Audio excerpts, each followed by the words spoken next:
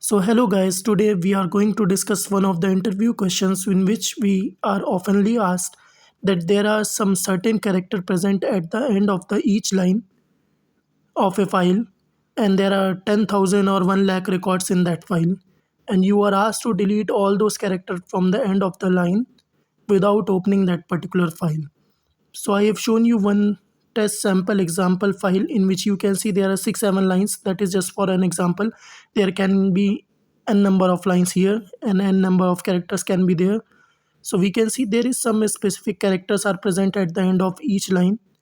It can be any character. It is not necessary that it has to be a special character, and that is what the requirement of the interview question.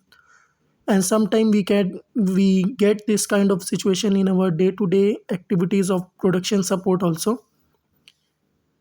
So you can see what is the content of the file. Now we are deleting it through the set command. So you can see my command on my screen.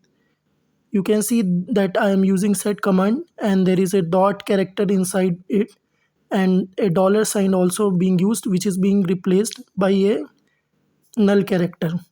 So that dot is basically representing that there is some character at the end, and that dollar is representing the end of the line. So it will be replacing all those end of the line characters from null character.